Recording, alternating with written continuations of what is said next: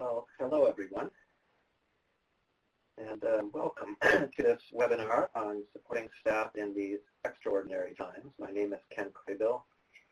I come to you from C4 Innovations, and I'm delighted to spend this hour with you. I kind of went back and forth on the term extraordinary, and I came up with a lot of other terms too, and you're welcome to chat any terms that you might have come up with in the chat box. But you know, I was going with turbulent and maddening times and chaotic times and out of control, outrageous, unbelievable, gobsmacking times. But all of that to say is that we live in an era in which yeah, it's absolutely unordinary and even extraordinary and beyond our comprehension in some ways. And in some ways, we probably all kind of get used to it at some level, but at another level, I think we never do get used to this. So we'll go with extraordinary times today. But I think that that calls for a little bit of different kind of thinking and planning even, and choosing a practice that really responds to the context in which we live. So thank you for joining. Thank you for introducing yourselves in the chat box. Please continue to do so. It's delightful to see people from all over, lots of different states and whatnot. If you read the description for this, you would have read this, but I'll just say again, what I was hoping to do in this hour together is focus primarily on those of you who are in leadership positions of all kinds, and it could be an agency director, but it might also be somebody who's a team lead, a supervisor, or just even if you're not in a lead position officially, you do provide leadership in your agency. So this is really intended for everybody, but I particularly wanted to focus it on people who have some responsibility, if you will, for overseeing the work of others during these times. So you'll see that bent throughout.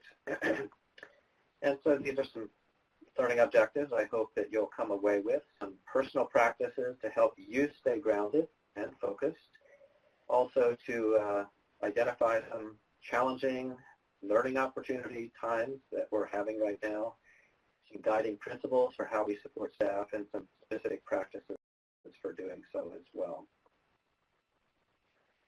I'm about to show you an image, and I'm going to ask you to observe the image and put your fingers on your keypad, if you have one, and to type the first thing you see or what you see when I show you that image. Now, I'm going to ask you to do this in the form of, let's call it a chat storm. In other words, I'd like you to type in the chat box what you see, but do not press enter right away. And then I'll do a countdown. I'll go 3, 2, 1, go. And then we'll just have a little storm of responses here. So again, the instruction is please type in the chat box what you see and then hold before you send it, and I'll do a countdown. Okay? Ready? Here we go. All right. 3, 2, 1, go.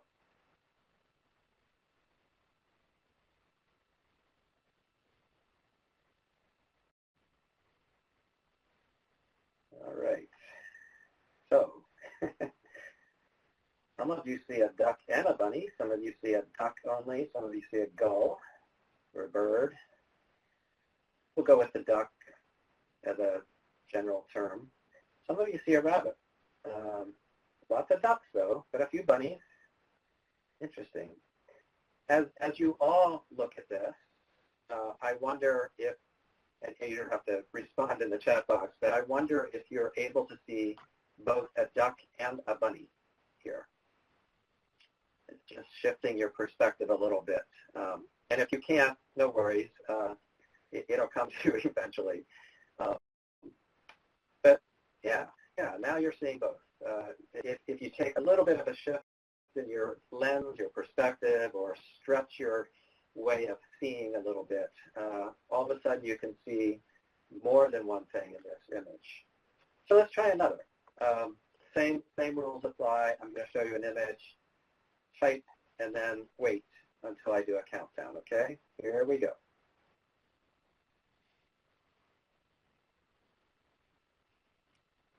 All right. 3, 2, 1, go.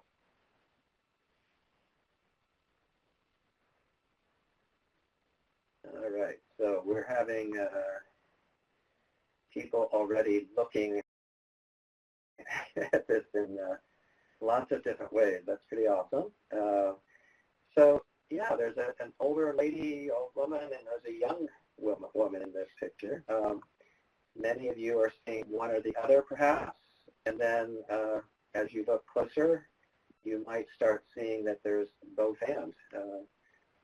Tucked into this picture, there's an older woman and a younger woman. So not surprisingly, we see what we see, right, depending on whatever our brain tells us to see, basically, and also on probably, maybe you've seen these before, so you remember some of these images. Maybe your mind's eye just goes to one more than the other. But in the long run, I hope you can both see both images. I have to confess, I can see the young woman quite readily, but the older woman I have to stretch, and now I know where it is, but I had to really stretch to find it. So if you're in the same boat, no worries. So just to play with this concept a little bit further, Marcia in the background here is going to put a little YouTube video out here for us to watch. It's just a minute long. And I'll ask you to watch it. And as you do so, I'll ask you to please mute your phone. If you're calling in on your phone, please mute your phone now. And then and I'll do the same. And then I'd ask you to turn on the speakers on your computer if you're on some kind of a device that you can do so. So let me make sure I do my part here.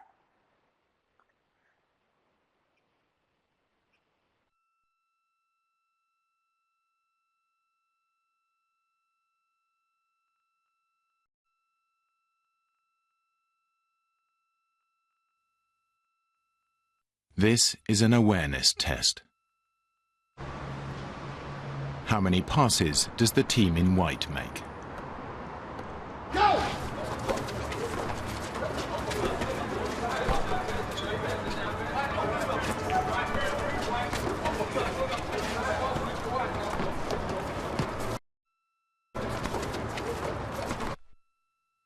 The answer is 13. But did you see the moonwalking bear? Go!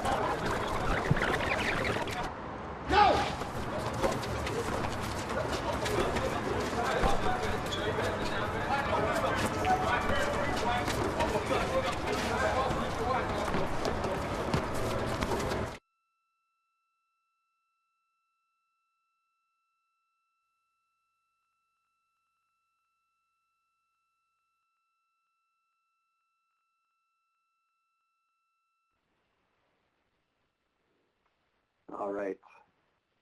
Chances are that quite a few of you have seen this before. It's been around for a long time, but I always find it fascinating to watch. And I think that while that was an advertisement for watching out for cyclists, which is a very good thing to do, I would also just pose the question, what is it that we do see based on how our mind's eye has trained us, if you will, and what is it that we are missing? What are we not seeing because we're not using a lens that allows us to see some of the things that are more in the background or less obvious?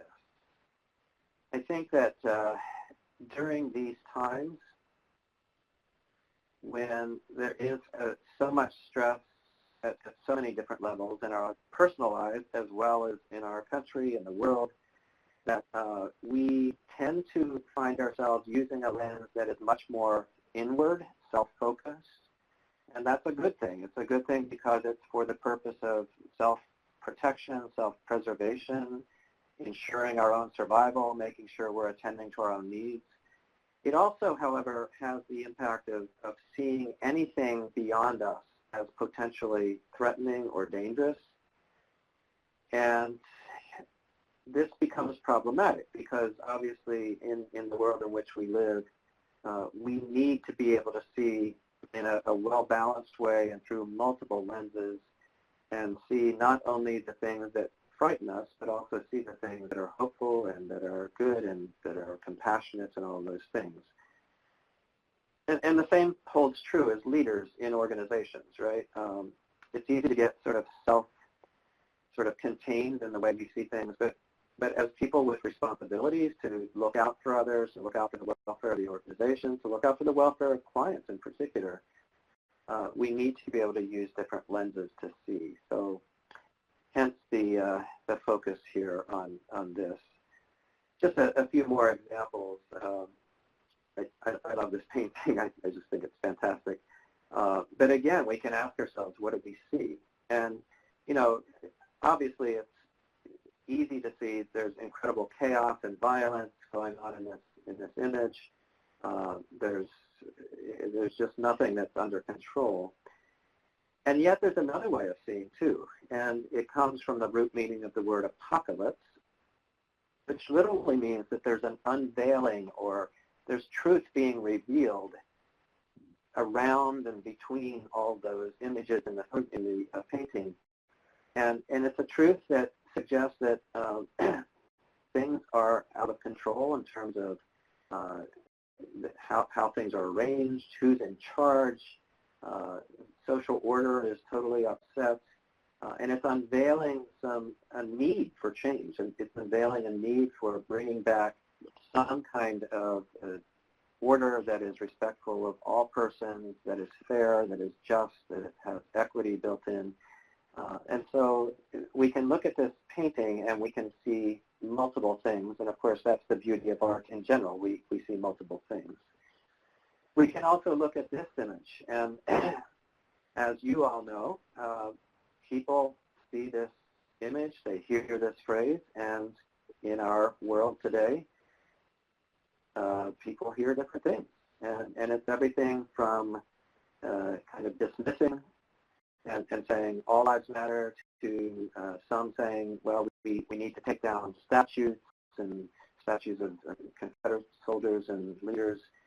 To others say we need really profound change at a systemic level, and things need to be really turned on their head. And so even looking at this image where you may have your own point of view, it's important to remember that there are other ways that people see it. And how about this? I trust you all know what it is. It is the coronavirus.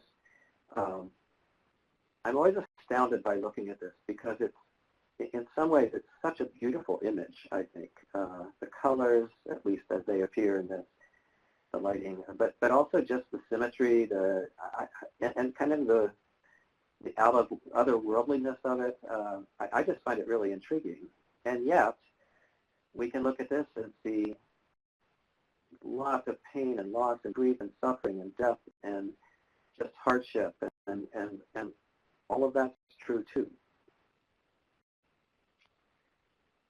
So I guess I've made my point, but I think what I wanted to start out with today is as we do the work that we do in whatever context that you are working, that how we see is going to shape how we act. And so my appeal, I suppose, to myself and to all of us is to really be able to step back far enough to be able to see that there are lots of different perspectives that we can look at things through. And as we work with supervisees, as other members of our teams, and then other agencies and with clients, it's important to remember, especially in these days and times, that we hold multiple perspectives and understandings of how people see things.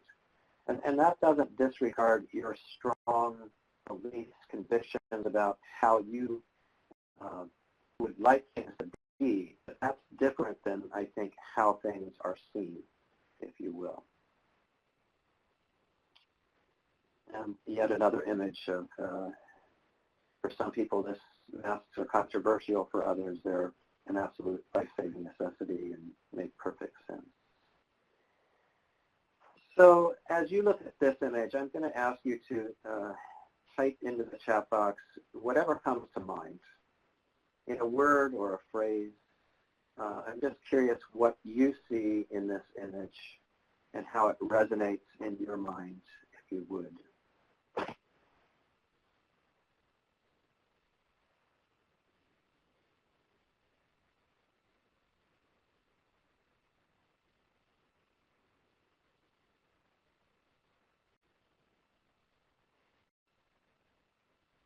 So I'm seeing lots of typing going on, and I'm waiting for a few things to pop up. Oh, I think maybe I need to just, sorry, it was my fault. Yeah, you see sadness, you see loneliness, forlornness, you see beauty, you see beautiful innocence, yeah, quiet turbulence. So really nice juxtaposition of kind of both and kinds of ways of seeing. You see dark and light, yeah. You see insight. You see a resting face, a sadness in sadness. And as you're typing all these things, there's a song that I am familiar with. I can't remember the name of it, but it talks about New York City as a beautiful disease. I think that's the right term. But the idea is that, yes, there's a lot of both andness in how we, I think, are best able to see things. And that's the complexity of things. It's no longer either or, black and white, this or that. There's a complexity there. And I think, again, in times like these, it's so important that we see the multiple possibilities. And of course, we don't know how this person is experiencing life right now or what they're feeling, but they're expressing so much on their face.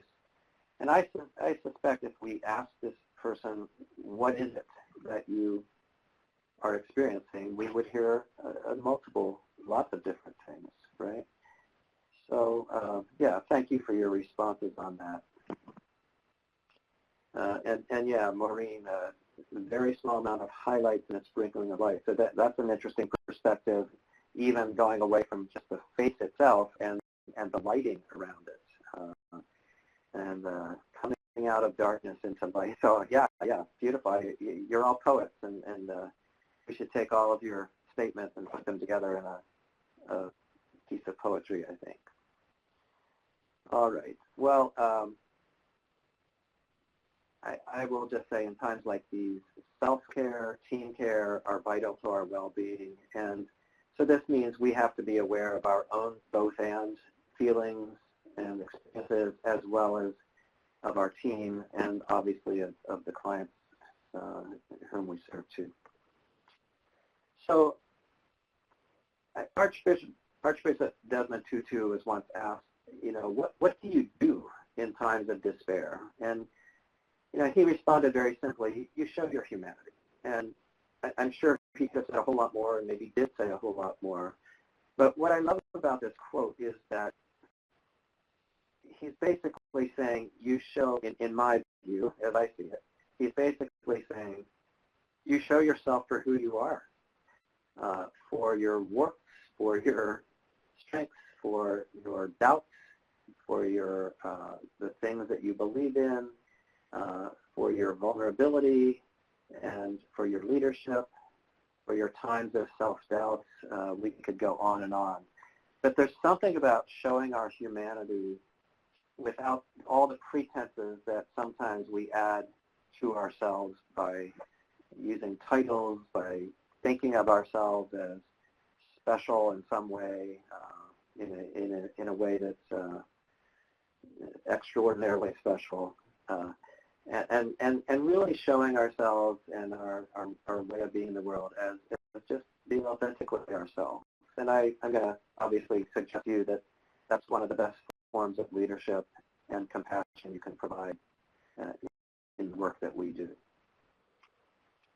Being human is a given, but keeping our humanity is a choice. So just a word about leadership in these times.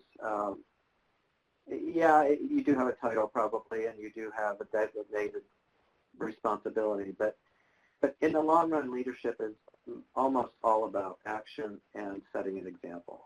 And Cory Booker apparently was the one who is attributed to this quote, but I think we've heard it in lots of different ways. But the idea here is that it doesn't matter what you're called, it matters so much more about who you are and how you act. And so I trust that that's something that you are embracing during these times. Out of curiosity, in your own situation, would you kindly name some things that you are finding challenging in supporting staff, specifically during these times? What's coming up for you? What questions are you asking? What issues are people bringing up? What are you wrestling with? It can be anything, small or large. But I'd be interested in just getting a little sort of bucket full of things that are some challenges that we're all experiencing. It may well have to do with anxiety, space, distancing, and feeling the space between stuff going on at home and home dynamics. And certainly needing more flexibility, how to support in real ways, supporting fears while ensuring support for clients, because you've got a whole kind of audience there, don't you? Exhaustion, tiredness, and everyone's experience is unique, absolutely, so we can't, we just can't know. And of course, everybody's experience changes from day to day and even minute to minute sometimes. Balancing employer expectations, because people are still doing a job, with the reality of working at home, with kids, with interruptions, with restricted space, holding on to hope, and maybe sometimes using COVID as an excuse to be less and worse than in productivity and that kind of thing. Too much anxiety and worry about oneself. So many things. Grief, absolutely. Managing expectations. So they're not shocking, but I think seeing them all kind of come at you in one after another is a reminder that of what we're up against in terms of, or what we're facing, if you will, in trying to provide the best support we can. And of course, this isn't just others experiencing these things, it's ourselves experiencing it too. I want to share with you just briefly some findings from some research that was done by the Gallup organization. This is a book they actually published back in 2000, 2001, maybe 1999. And they titled it First Break All the Rules, which I think is an appealing title. But what they did is they tried to sort of whittle down what are the core things that staff need. And this was done during so-called ordinary times, this research, but I think it absolutely applies. So I'm going to go through it fairly briefly, and particularly the first six, which are the more important ones. But the first question is what am I going to get from my workplace to help me do my work? And one of these is knowing what's expected of me at work. And it occurs to me that in these times, those expectations have changed dramatically for many people. Some of staff are now working mostly from home or entirely from home, or they're doing some hybrid work. They're going into the office. Maybe there is some transporting of clients. Maybe you're not, but everything has been sort of changed. And then, there's not only that, but there's, how do I do my documentation? How do I, do the kind of work that it says on my job description, and yet I have to kind of flex on those things. You're welcome to tap or type into the chat box things that are expectations of people that you're noticing have changed. But I also think about, how do we deal with a mental health crisis from afar? How do we deal with people who are having major addictive kind of behaviors? How do we deal with people who are in crisis physically? How do we deal with confidentiality when somebody's calling from a place where there's people all around, or you're calling where there's people all around? How do we multitask or not, and how do we prioritize things? So many things.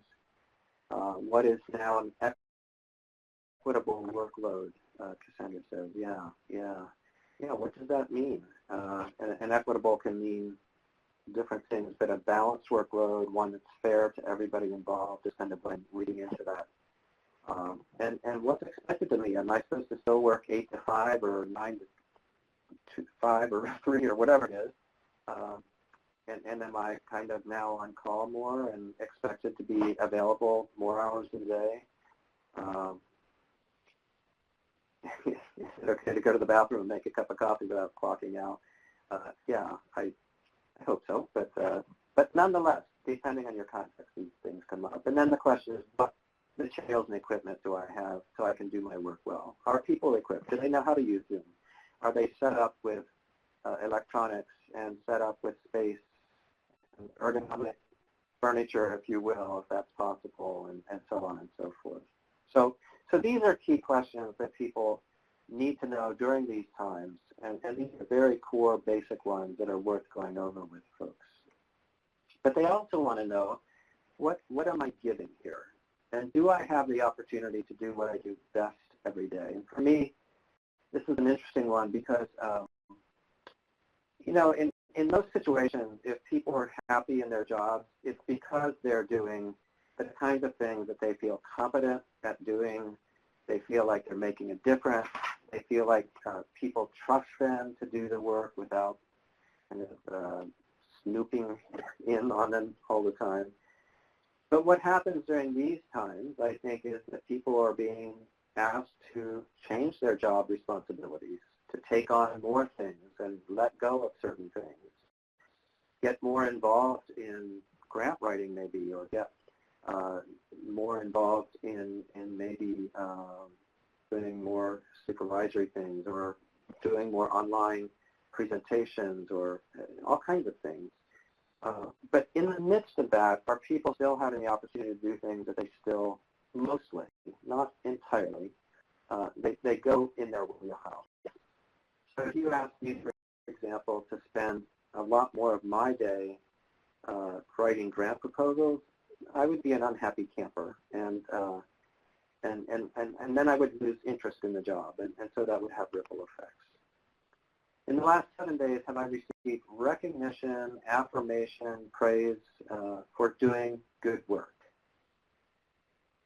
So interestingly, we know from lots of research that when people are perceived by others, starting in early childhood, as interesting, as creative, as strong, that they borrow those ideas for themselves and begin to see themselves in that same way. And so even if you're a person with incredible self-esteem and you can name all of your strengths just off the cuff, I don't know any one of us who still doesn't value somebody else recognizing what they see in us. And that's really what we're talking about here, seeing the good stuff in people.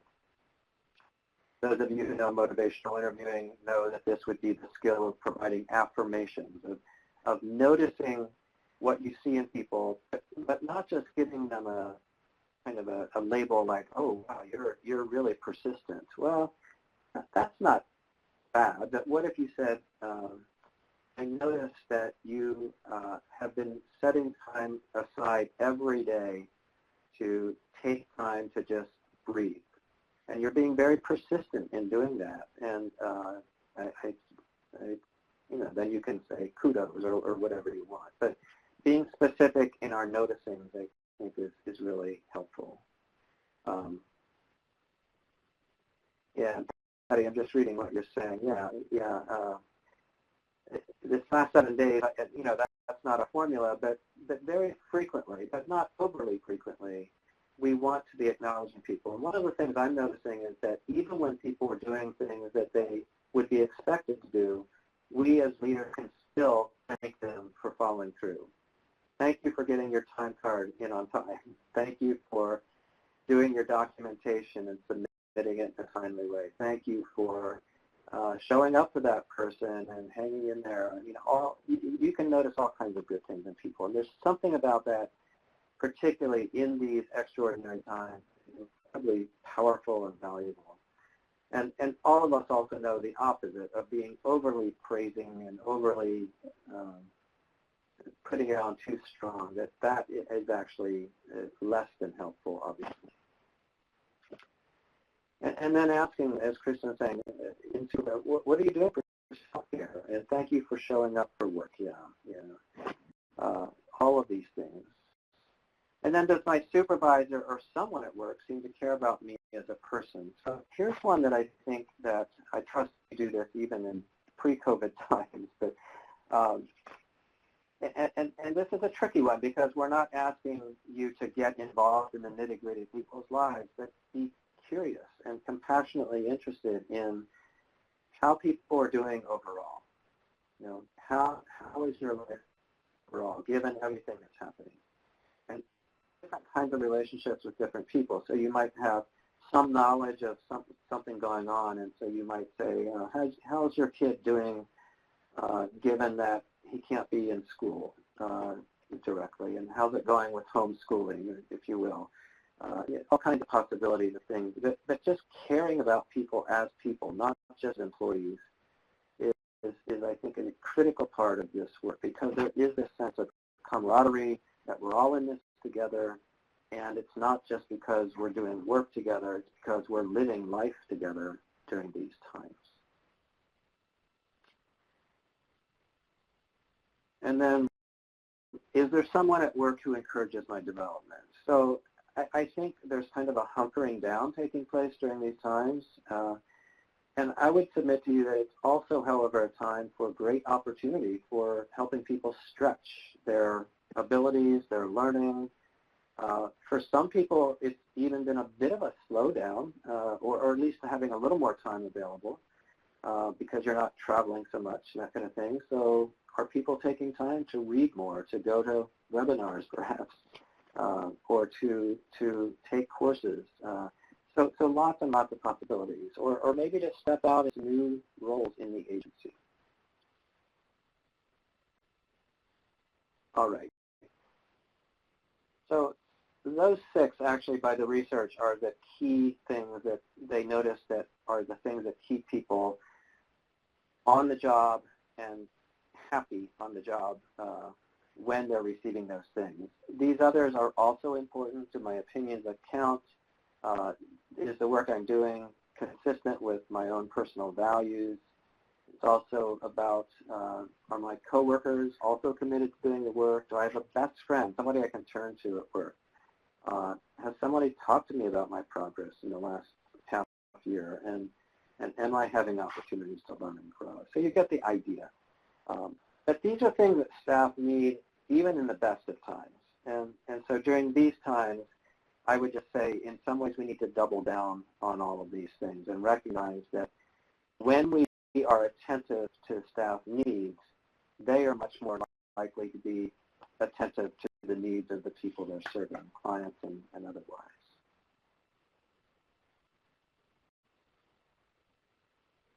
I want to just read here what Marcella is saying. I think appreciation is key. I've been working at the office since day one.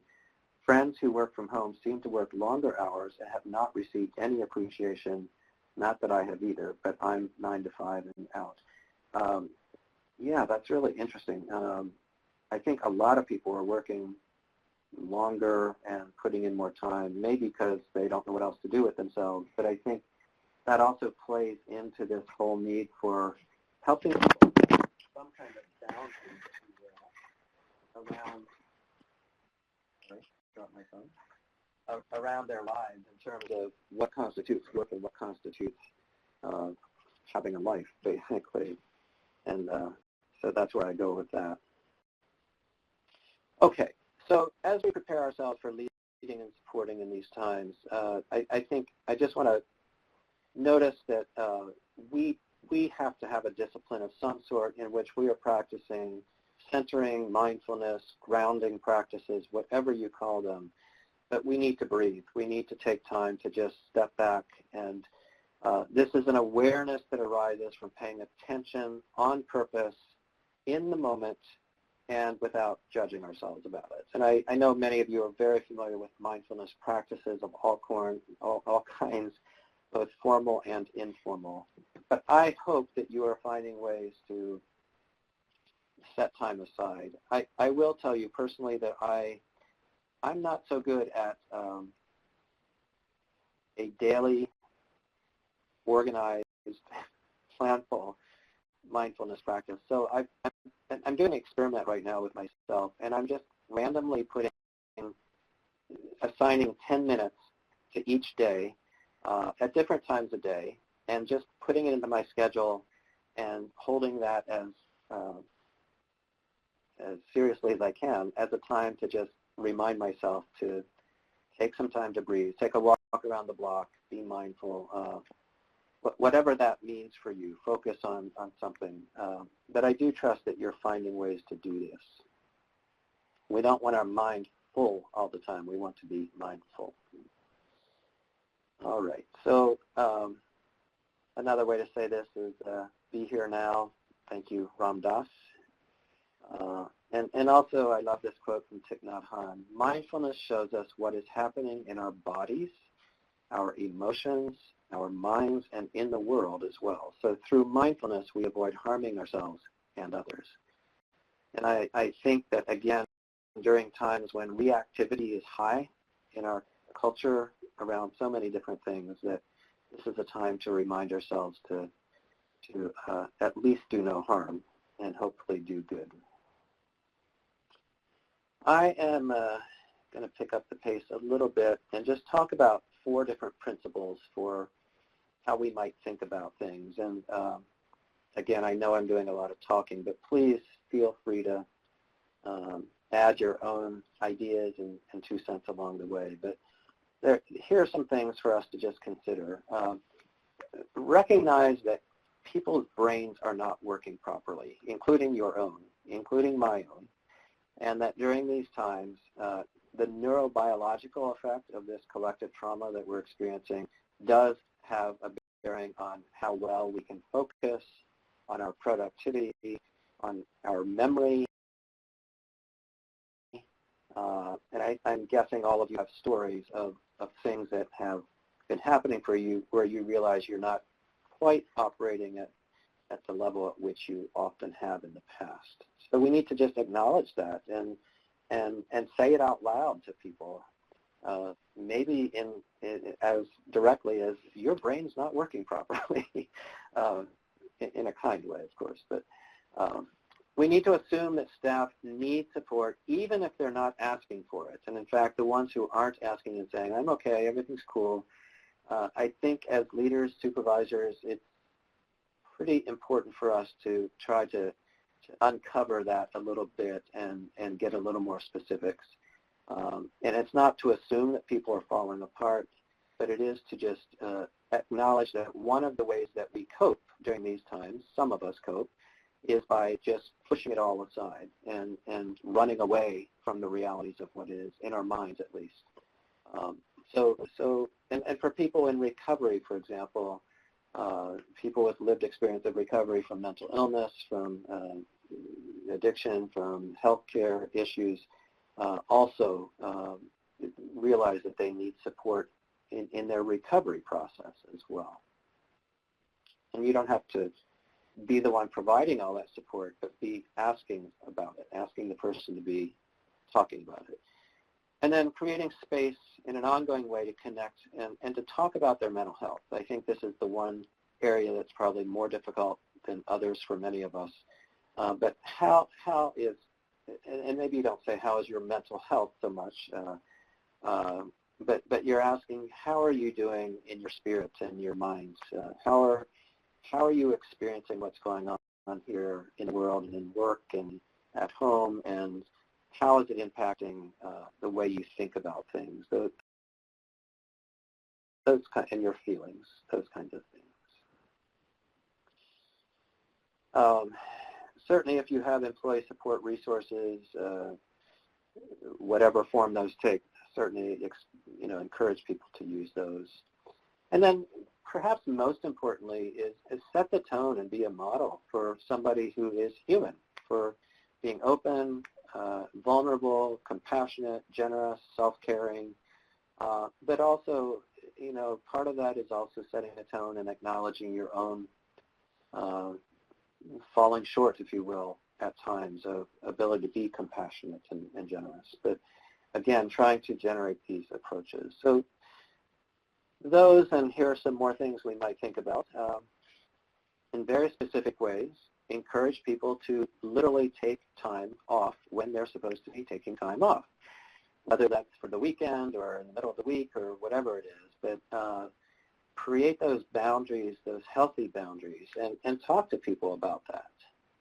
Even if you're a person who isn't all that boundaries in that way, it doesn't mean you can't talk to others about it, right? Communicate regularly. The saying is communicate, communicate, communicate. I'm not so sure about that, but communicate effectively and regularly, and recognize that in these times when there's so much uncertainty, that not only communicating but repeating things in different forms, maybe verbally but also in writing, all of these things for clarity of communication, and recognizing that things will change if that gets communicated then. And be careful not to be overly praising, if you will, of the ones who are going above and beyond. I certainly believe in above and beyond as a concept at times, but if that becomes the way that the person operates all the time, then I start worrying and get anxious about, well, what is not being seen in this individual's life. And so we all know that addiction to work is a real thing. We know that perfectionism is a thing, and we know that these are not healthy in the long run.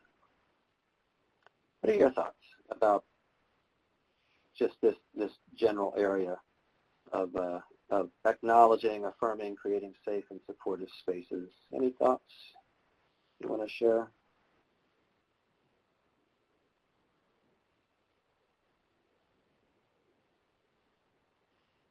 And I realize that we don't have lots and lots of time, so unfortunately we can't have that luxury, but please feel free to type in additional comments around that. And I'm going to go ahead and also move on at the moment. These are some questions we might ask ourselves. How do we support staff as we all process the trauma we're experiencing? How do we create space that maintains a focus on productivity, but also on compassion? How do we support staff in participating in actions for racial justice during these times? And how do we talk with people about their worries about being laid off and losing their jobs? So Pamela, yeah, understanding and communication, it sums it up, I think, very nicely. Holding your own right now. Yeah, maybe this is the time to just recognize that we're battening down the hatches a little bit, and we're not trying to do lots and lots of extras, right? Encouraging coworkers to practice self-care with things that are fun. Yeah, we all need fun. Yeah.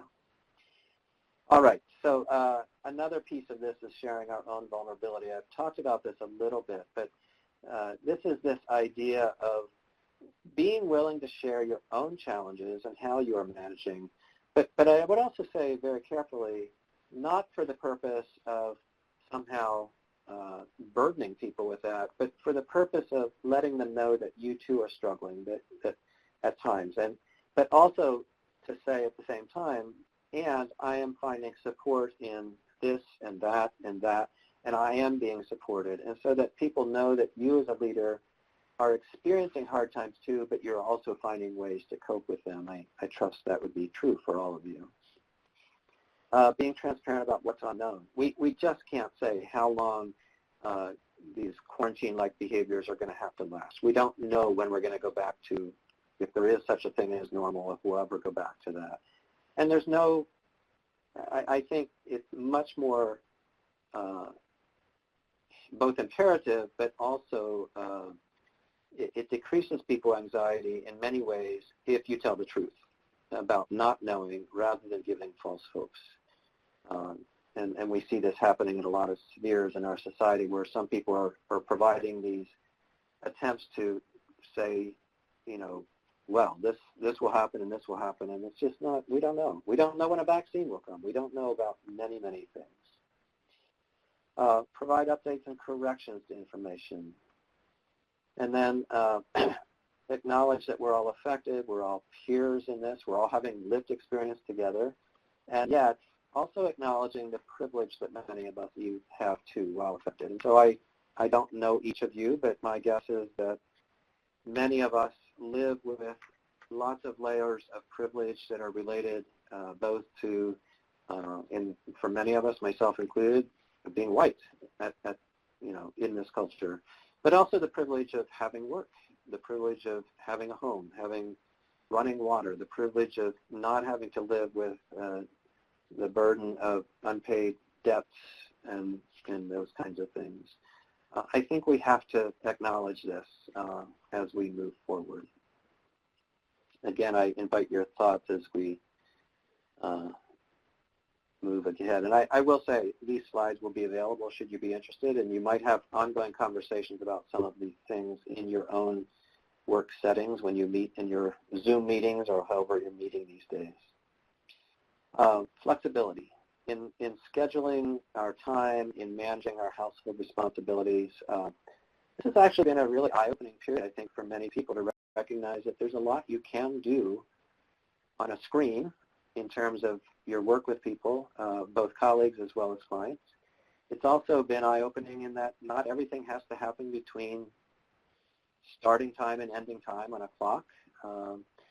It's also, I think, an interesting time because managers are realizing that we have to trust our staff to do the work that they're being asked to do without necessarily having the raw evidence in front of us that their body is present and here and now and these kinds of things. So yeah, interesting times in that way. Certainly encourage remote work when possible. I think there are many good reasons for this. We can also help to ensure people are equipped with what they need to work from home. And a few more things. Realize that priorities in the organization are going to shift and change. And so expectations also will change. It may be that there are times when you all need to push for just dealing with sort of maybe an outbreak of COVID. And that's your focus, right? And that's the priority.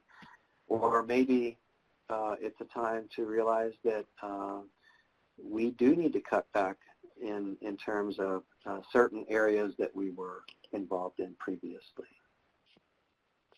I would say extra space for supervision and support is important, not necessarily even always more time, but what I mean by that is maybe more frequently. Maybe you check in for a half hour twice a week instead of an hour once a week or every 2 weeks.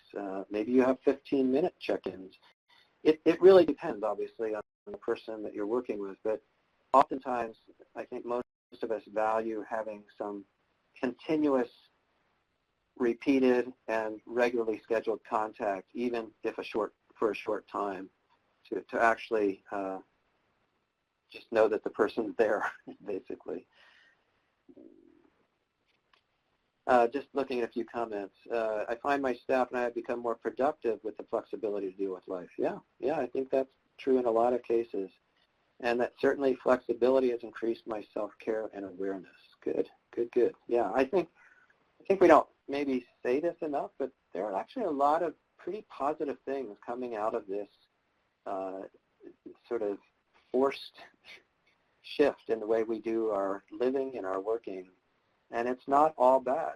There are some things that are popping up that I think we're realizing, if nothing else, even slowing down the pace and not living such frenzied, busy lives is one benefit from all of this, and being more reflective, taking care of ourselves more.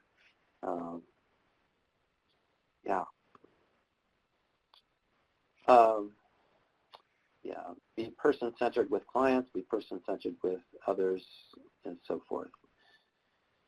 So I'm going to move on to a last perspective, and that is holding the long view while examining what needs to change in the moment. What we know during these days and times is things will change week to week, month to month. We just have to expect that. I mean, of course they did before, but not in such dramatic ways. But we have to find ways to navigate around that. And at the same time, have this belief that this too shall pass. I have a friend, former colleague, Vicki, who says, yeah, this too shall pass, maybe like a kidney stone, but it will pass.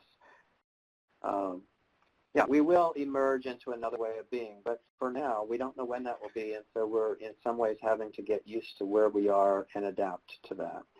But holding the long view nonetheless, that there's likely to be yet more change in the horizon, hopefully positive.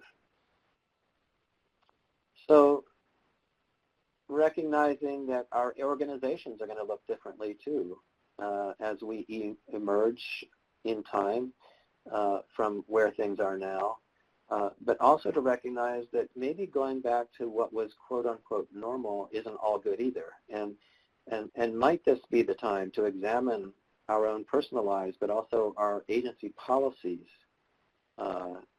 Are they trauma-informed enough? Are they equity-based? Are they anti-oppressive in their viewpoints? Do we have a certain way of thinking about efficiency differently now, given that people can work from home, et cetera? All right, so the new norm, Patty says. So I'm just going to, I realize we're going to come to a close soon, so I'm going to go through these slides pretty rapidly, and again, you can revisit them if you want, but I wanted to just call forth a few specifics about what we might do to promote healthy teams. The image you're looking at, healthy team, I don't know. In some ways, I like the levity, but it also looks chaotic, so I'm not so sure about that. But it depends on the lens through which you see. But here are some things that we can do. We can expect and develop the expectation that there is secondary vicarious trauma that people will and are experiencing. They always have, but especially now there's added layers to that. We, I think, need to talk out loud about self-care and team care in team meetings. Make it part of the agenda.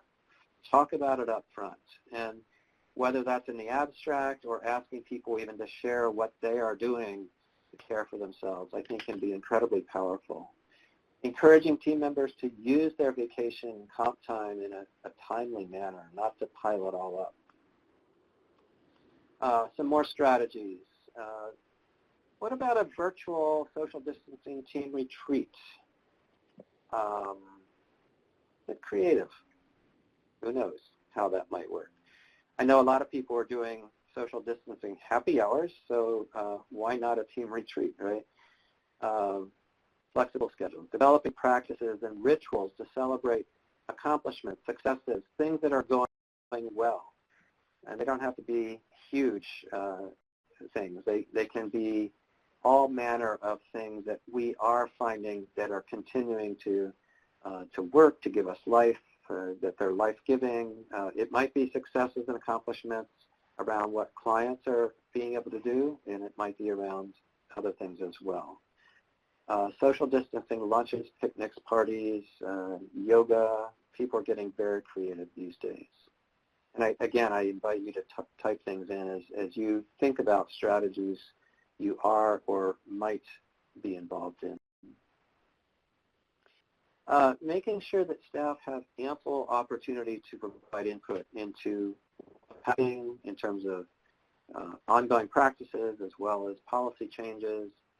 This is a time to really flatten that kind of hierarchy, if you will, and ensure all voices are heard.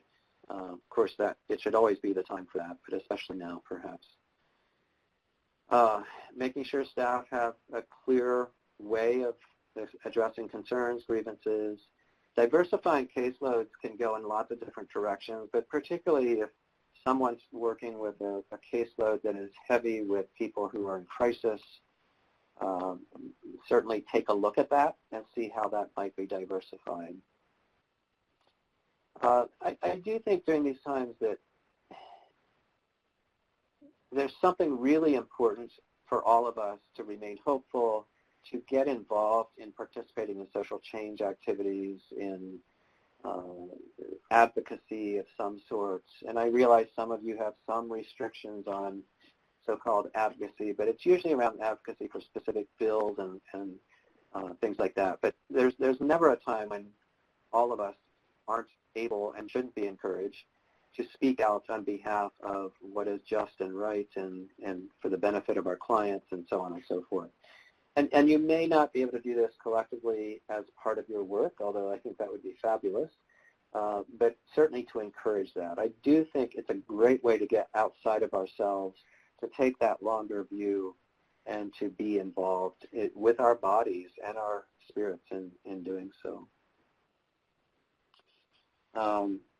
Staff recognition program, going home early, I guess going home meaning staying at home but going to offline early in some cases, providing access to wellness programs as possible, keeping an open door, setting aside administrative days for not seeing clients perhaps, developing a buddy system. You know, you heard me talk about that best friend at work. It didn't say your best friend has to be at your work. It said you have a best friend at work. And so this is a good time to encourage that, all right?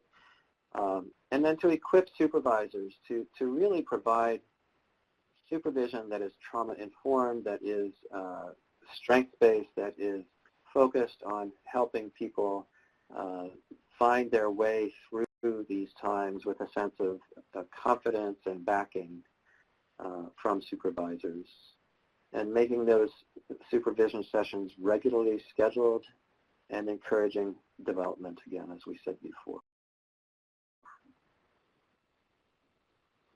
So as we bring this to a close, there are many next steps that you could take. You're already taking lots of steps, and I am so pleased that you are. I just trust that's the case, and some of you put some interesting things in the chat box.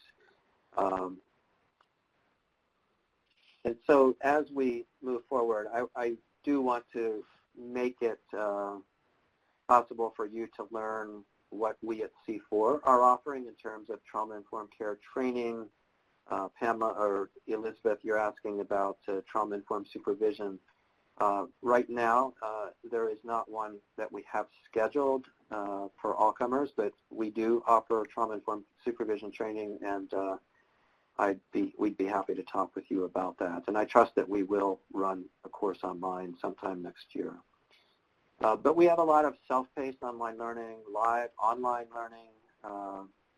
We have ways of not only teaching and training around trauma-informed practice, but also looking at what it might mean to implement trauma-informed practice into our organizations. And we also have on-site training options, although those are on hold at the moment, of course. So for yourselves, information that you might be interested in, here are some websites, or you can just, or some links, or you might just go to the website for c4innovates.com.